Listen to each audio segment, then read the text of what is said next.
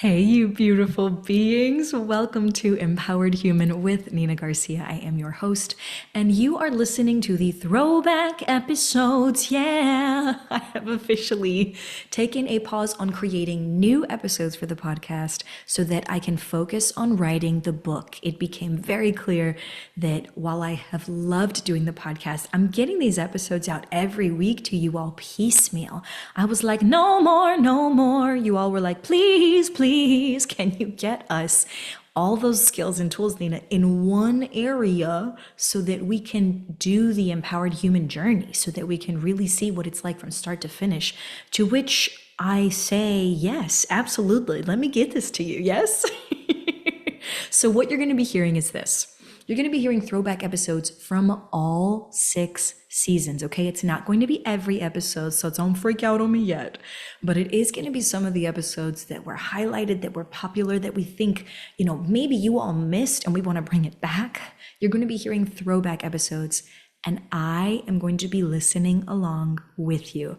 I too want to hear about the journey and experience the journey that I had as we moved from Triggered Can We Play With That, the original podcast, all the way to Empowered Human with Nina Garcia. So you're going to hear personal stories. You're going to hear interviews. You're going to be given skills in every episode. Yes, you're going to be given tools in every episode for you to become skilled in. It is totally up to you whether you want to listen. If it's not the episode for you, skip to the next week, right? You just take what works for you, leave what doesn't. And if there's some stuff you're curious about, why don't you just go ahead and put that on the shelf? The podcast has always been about putting resources in the hands of people without needing to pay for it, right? And so this is no different. Even with these throwback episodes, what you're going to hear is this. We're going through, just as I said, you're going to still hear me talk at the beginning of each episode, letting you know, hey, we've had a transition. You're going to hear the original intro to the episode. You're going to hear the show music, and then you're going to hear the full original episode. This could mean that dates are off, that times are off, that people are talked about, that may no longer be in our lives, right? Just be aware of that. At the very end of the episode, you're going to see this face again come back to remind you that it was a throwback episode and to maybe offer you some adventure challenges as you move from week to week, right? Though the format of the episode did change over the years that we've done this podcast, the value is still there. So if you like something, definitely hit me up on Instagram at DramaTherapist Nina and be like, Nina, I love that throwback episode about XYZ thing. Yes, fill in the blank with that. Let me know. And if there's something that you're looking for in the meantime, also hit me up on Instagram at DramaTherapist Nina and let me know. Otherwise, stay curious and enjoy the ride, folks. I'll be right along there with you.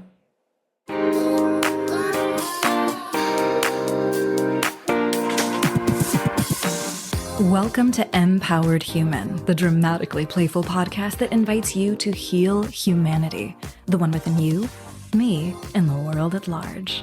I'm your host, drama therapist, empowerment specialist, and not to mention empowered human, Nina Garcia, and I'm so stoked you're joining me on the journey. Every Wednesday, you are invited to explore transforming from powered to empowered with genuinely human stories of courageous existence, healing from invalidation, and truly belonging to you. So wherever you are on the spectrum, from empowerment curious to empowered human ambassador, this podcast is designed to humanize. Get ready to lean into your edge, heal your worldview, and finally belong to you. This is Empowered Human. Let's take a breath. So recently, I was talking with Dave Nunez of Mindless Digital Podcast, and I'm telling him this story, and I'm going to tell it to you now. Once upon a time, I did my undergrad in Huntsville, Texas, which is a bigger city now than it was then. But one of the things that Dave asked me about being there, he said, it's got the college and this, that, and the other. And so, how big of a cultural issue could it have been for you, really? And so this is the story I told him. I said, well, Dave, I was working at a restaurant there, and I I will never, ever forget this moment. I was working at the restaurant. It was a seafood restaurant. And this couple came in and they've been in there several times before. And for the context of this couple, one of the things that they have asked upon coming into the restaurant is to be sat in the white section. That's a true story. And upon this particular day, they say whatever they say as I'm walking up. And not only has this been said, but they directly ask me, and it does not occur to me to connect these two at this point for whatever reason. They ask me to be sat with a female server. And we say, okay. And they point to one in particular, like that one, right? Just so we're clear, a white passing female. And I say, okay, right. And we sit him down with his wife and we look at who's next on the rotation. And the universe could not have been laughing harder at this moment, or challenging us more maybe, depending on how you want to look at this, because the next server in the lineup was not white passing female, was over 6 foot, football playing black male. And because we were mindful of the situation at this point, we go to the server and we say, hey, this is what's just happened. We've got this couple. They've come in before. We can sit them with someone else. It just means we're going to skip you on the rotation. We give you the extra table, whatever the case is there. Do you want to be sat with them? And he says, yes.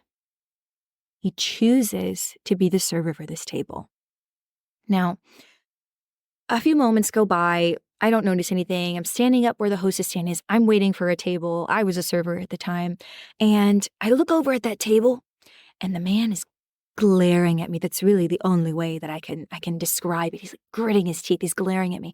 And he just gives me this gesture, points at me, and he gives me this gesture like straight out of Mortal Kombat, like, get over here. Do you know what I mean?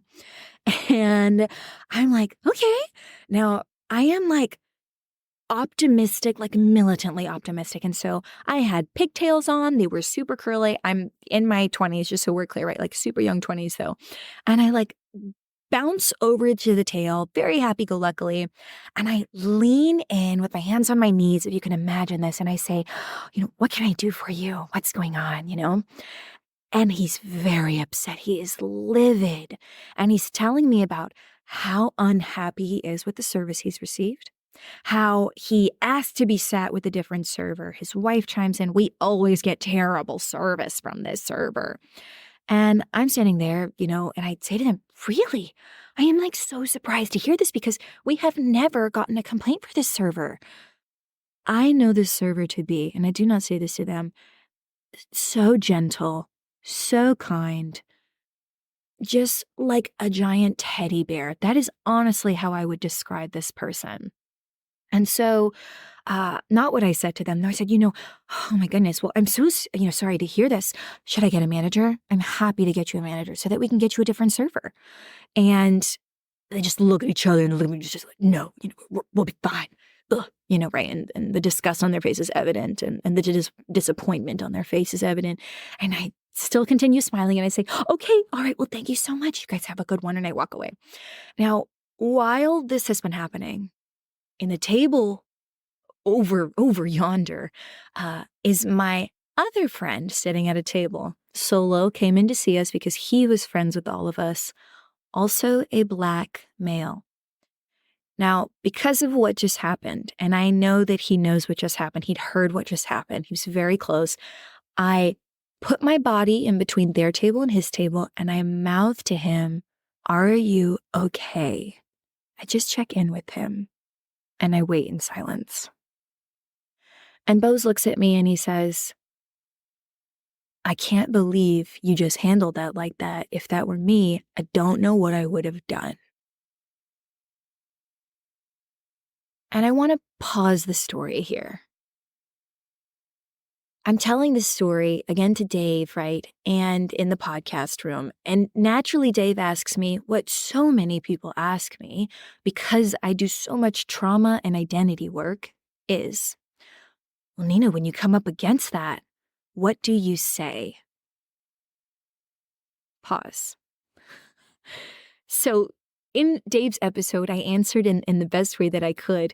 But now that we have a little bit more time to process here, I want to invite you to consider that the real question is not, when you come up against that, what do you say? The real question is, which part of you wants to say something and what is its intent? Now, if you've listened to the last 3 episodes, and I absolutely recommend you do because they have built on each other so that we can really lean into empowering individual culture this month. But if you listened to the Empowerment Spectrum episode, which I actually believe is the episode 2, it talks about the difference in intent. It might be a disempowered intent, right? Whatever part of you that wants to say something might want to put them down and put itself down. It might be a codependent intent, a neutral avoidant intent, a powered intent, or an empowered intent. And I really want you to ask yourself, what part of you that wants to say something, how is it trying to say it? So for the remainder of this episode, I want to talk about the idea of self-justice. And what I'm going to start with is the contrast of self-justice versus social justice. Do I have any social justice warriors out there? I know I do, right? Social justice warriors, for everyone else, these are people who are fighting for the causes they believe in, and they're doing it on a large social scale. Social justice warriors are working with communities, organizations, businesses. They want to change systems. Yes, they want to disrupt systematic oppression and change it. That is social justice. Social justice warriors are critical for our society. They're so necessary. But very rarely, and I do mean very rarely, do we hear about people and self-justice. So I want to invite us to lean in on this. And of course, I want to ask, what is self-justice?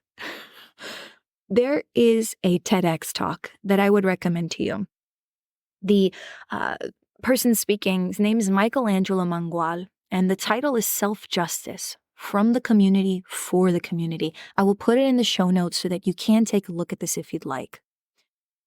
One of the ways that Michelangelo describes self-justice is, quote unquote, being able to perform as best as one is able to for themselves. It's a selfish act, or it seems like that. Some of your family and friends won't understand, but I'm on my way to a house right now. I own a 1,400 square foot business. Me and my wife are happier than ever. My son is 4 years old and he's playing t-ball. End that quote. The context of this is important because Michelangelo comes from, as he says in his own words, running the streets. He came from a world of drugs, of sex, of violence. These were the stories that were and the words, right? It's sort of like the soup that was around him. This is what he was raised in, right? And maybe not intentionally, right? I'm sure his mother wasn't sitting there and was like, boy, I would just love to raise my son in a place that's filled with drugs and sex and violence, right? No parent, to my knowledge, and healthy, well state of being, wants this for their child. But we end up in spaces that we may not necessarily want to be. We end up in spaces that maybe we want to be, but there may be stories there that we would not have chosen. But nonetheless, those are the stories that we end up bathing in. We bathe in them. It's the soup we can get lost in. And what we end up believing is this is what we should be. These are the things that should be our story. But as Michelangelo says, as you and I are going to speak about in the rest of this episode, self-justice is about choosing your stories and discovering the pieces that work for you to progress and own your truth. Your truth. Not everyone around you. Yours. So why is this important? Who is this for? What's the benefit? Everyone, my friend, and I'm talking everyone, enters this world and is bombarded by stories we bathe in them. Stories about our age, our race, our gender, our sexual orientation, our ethnicity, our religion, story upon story. And if you never stop and question those stories, oh, my friend, you will be cast as what the world has decided you should be, instead of doing yourself justice and discovering what you uniquely have to offer the world with your individual culture.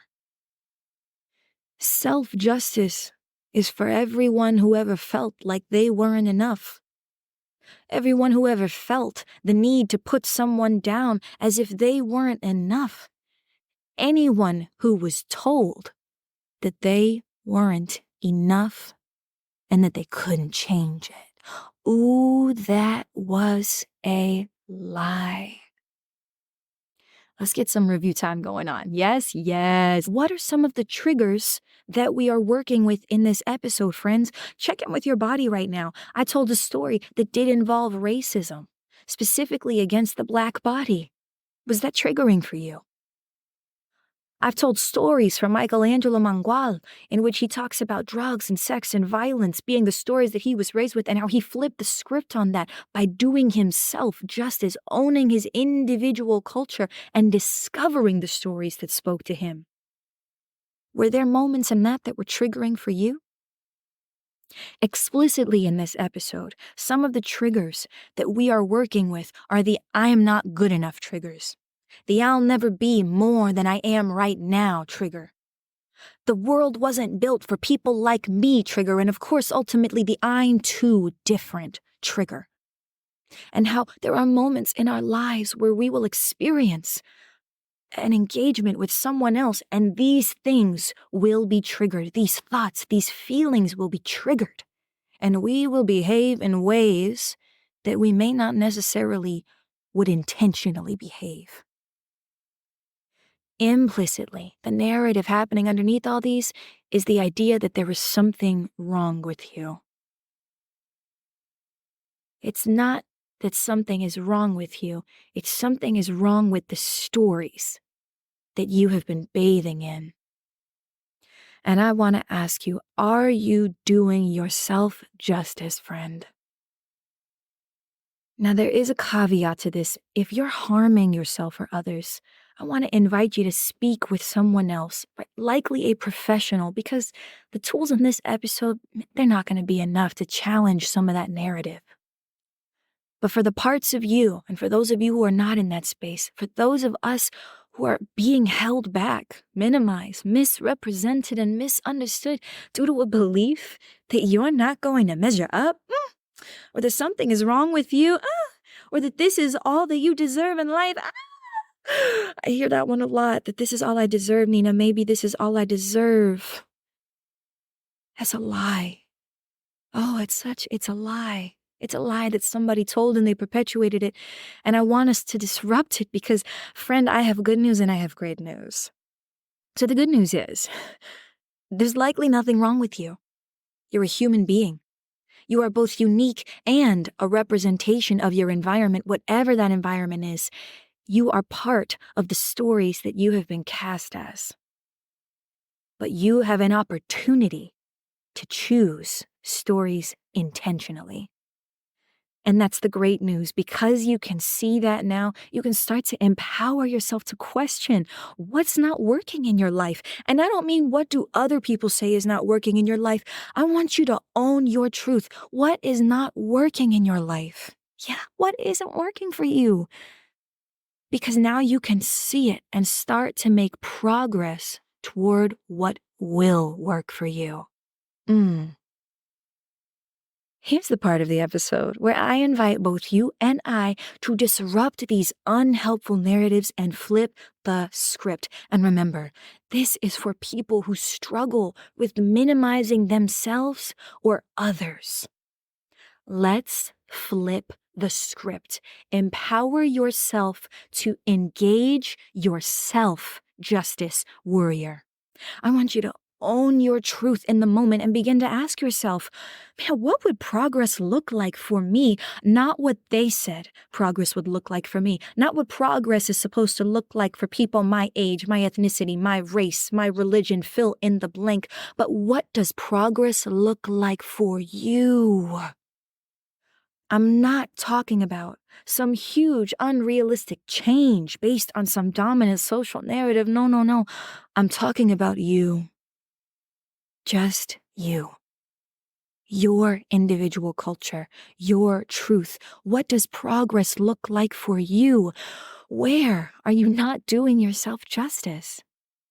And what would be the next step to begin to engage your self-justice warrior?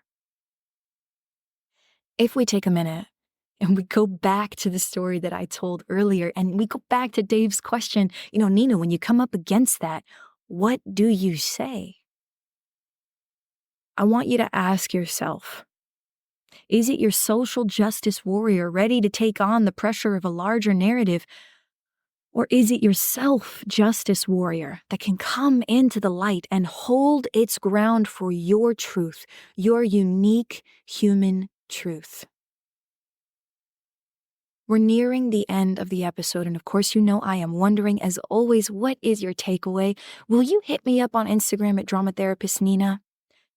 I want to hear what it is, how this episode is impacting you.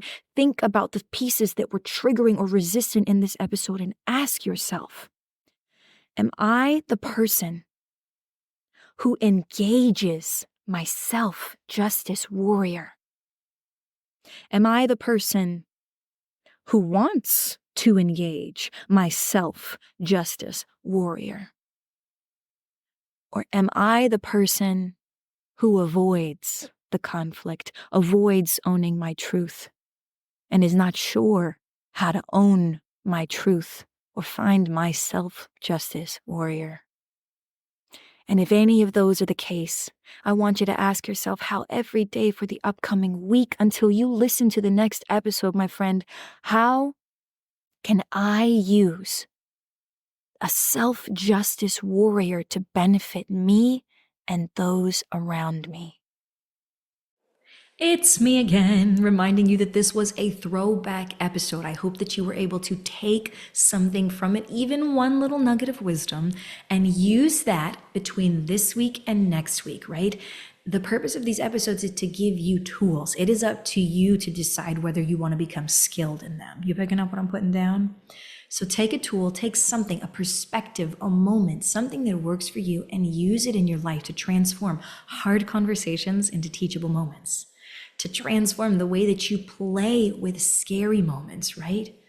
To transform your life, to help make you the most courageous, most healing-oriented, most belonging person, right? No matter where you go, that you belong to yourself everywhere you go, right? Courage, healing, belonging, whatever it is that you are taking from this episode, take it with you so that you can get out there and live your most vibrant life, you beautiful human being, okay? All right, I'm signing off for now, but I'm gonna see you soon, okay? I'm gonna see you real soon. Bye for now. Thank you so much for being willing to explore healing your humanity on Empowered Human. I hope you found at least one new way to transform your worldview from powered to empowered. If you took something from the show, please take a moment of your time and subscribe to Empowered Human. And if it really nourished you, leave us a review. Your feedback helps me understand what our community needs. Not to mention, it helps others discover the empowered human life. So keep this last bit in mind. All the visual goodies come with me on Instagram at DramaTherapistNina. Stay up to date there on upcoming episodes, behind the scenes goodness, and reels dropping knowledge. Thank you again for being part of the empowered human community. Until next time, stay curious.